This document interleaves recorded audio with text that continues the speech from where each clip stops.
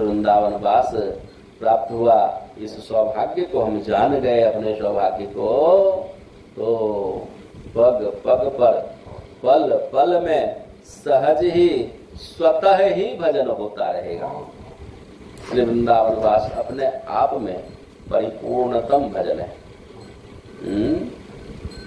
अलग से श्री वृंदावन वास करते क्रम में यदि अन्य कोई साधन न बन पाए तो भी निराश होने की बात नहीं है, हताश होने की बात नहीं है, उदास होने की बात नहीं है कि मुझसे भजन नहीं हो रहा।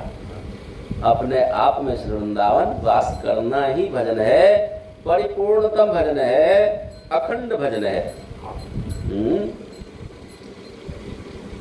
यह वास रूपी जो भजन है, ऐसा अखंड भजन दूसरा कोई नहीं है। भक्ति का ऐसा दूसरा कोई अंग नहीं है जो इस प्रकार परिपूर्णतम रूप से हम उस अंग का पोषण कर पाए, उस अंग का साधन कर पाए।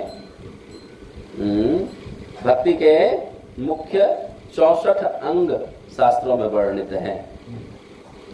भक्ति के 64 प्रकार के अंग वर्णित हैं। श्री सनातन गोस्वामी पाद ने श्रीमद् महाप्रभु जी से पूछा एक बार, जो प्रभु आप के श्रीमुख से एक बार भक्ति के इन 64 अंगों के विषय में श्रवण करने की इच्छा है दास की। श्रीमद् महाप्रभु ने कहा ठीक है, कोई बात नहीं, सुनो। तो एक एक अंगों का वर्णन करना शुरू किया। जो 10, 20, 25 अंगों की व्याख्या की, वर्णन किया श्रीमद् महाप्रभु ने, उसके बाद उनकी ओर नजर उठाकर देखा श्रीमद् महाप्रभु जी, तो वो थोड़े अन्यमनस्क से हो रहे थे। सुनने के प्रति पहले की तरह उतना उल्लास नहीं, उतनी लगन नहीं। तो पूछा, सनातन बड़ी उत्कंठा थी तुम में, बड़ी ललक थी पूछने की। जब तुमने प्रश्न किया उस समय जितनी उल्लास थी तुम्हारे हृदय में इस प्रश्न के प्रति, अब सुनने में तो वह दिख नहीं रहा है। अनमनस्क से हो रहे हो, उदासीन से हो रहे हो।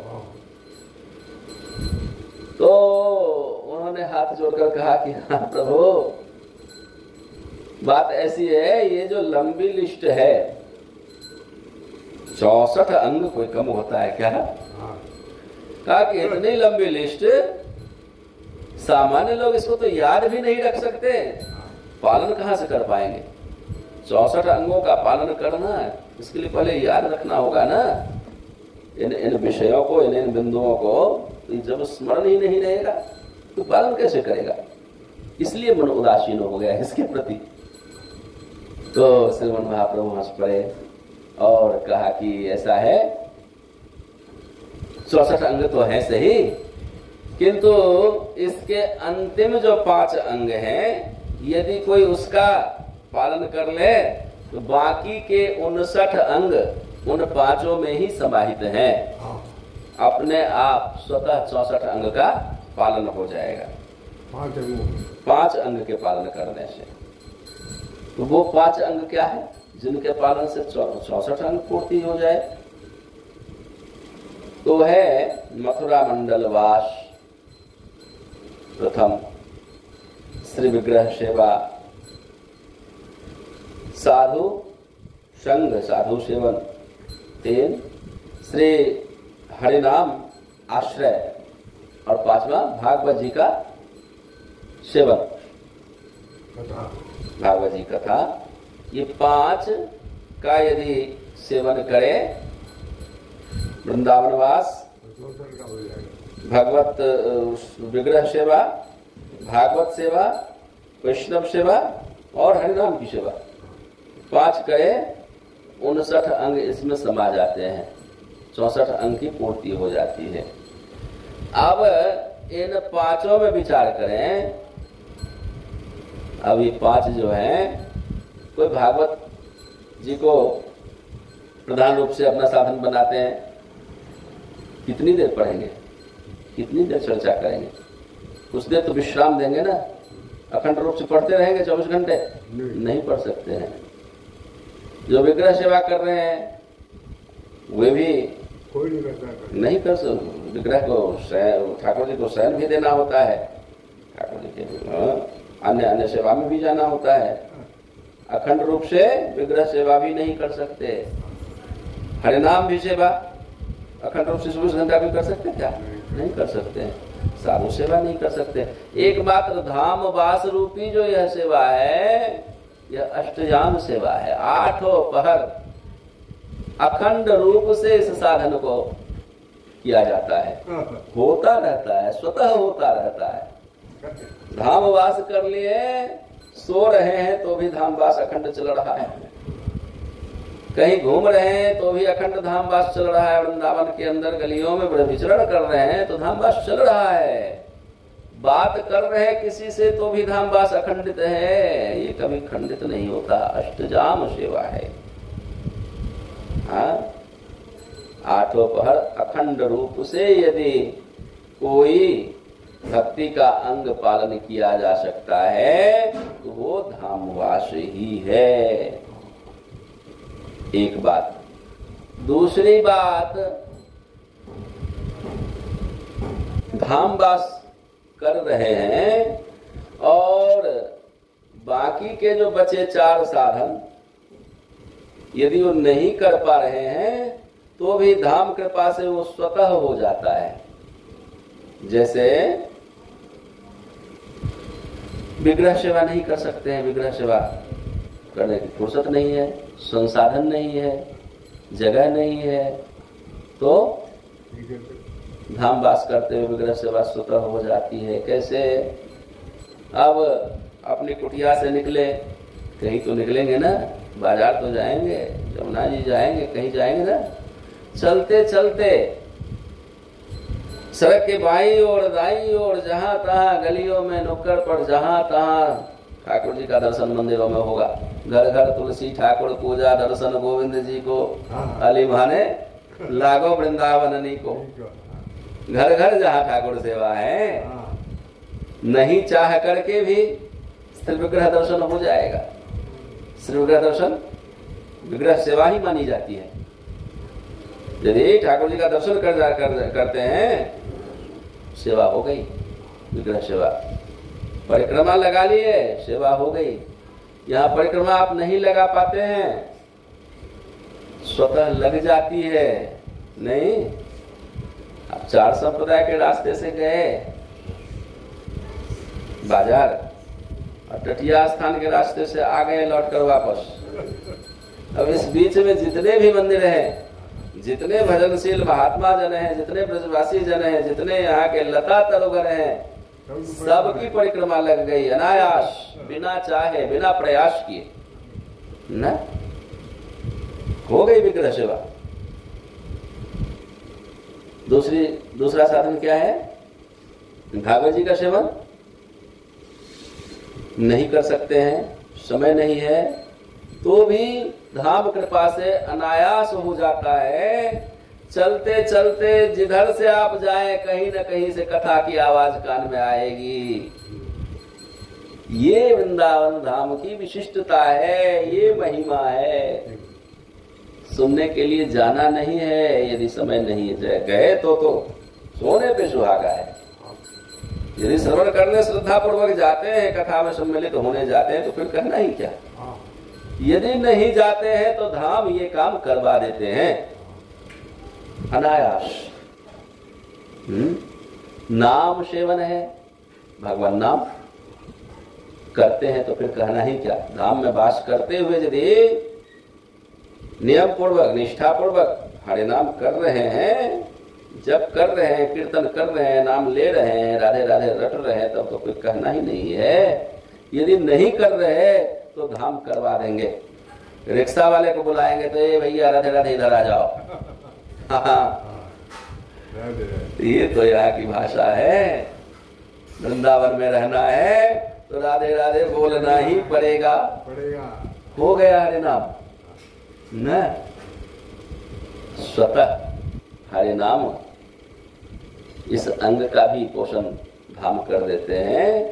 और साधु सेवा, साधु की सेवा आप करते हैं तो उत्तम है। साधु की सेवा का मतलब संत जनों को देखें, उनके प्रति श्रद्धावनत होवें, उन्हें सम्मान दें, मधुर वचन बोलें, दंडवत प्रणाम करें, उनकी बातों का अनुमोदन करें, संत दर्शन करें, उनकी अनुकूलता जिस तरह बन पाए सो बनाई, यही तो साधु सेवा होती ना। आप करते हैं तो उत्तम है, नहीं करते हैं तो भी बन जाएगा, धाम की कृपा से साधु सेवा हो जाएगी। चलते चलते सामने से रास्ते में महात्मा आ गए, राधे राधे तो बोलना ही पड़ेगा ना।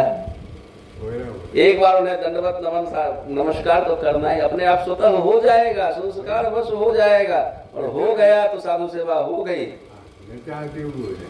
अनायास बिना प्रयास किए धाम करा लेते हैं। ये समस्त साधन अपने आप हो जाता है। कैसे? एकमात्र धाम वास करने से। अर्थात 59 अंग, भक्ति के जो 59 अंग हैं, इन 5 अंगों में समाहित हैं। 5 के पालन कर लिए तो 59 अपने आप हो गया स्वतः। और ये धामवास रूपी एक अंग ऐसा परिपुष्ट परिपूर्णतम अंग है कि धामवास यदि आप कर लिए तो बाकी के 4 भी इसमें समाहित है। मतलब अकेले धामवास करने से भक्ति के 64 अंग का पोषण होता है।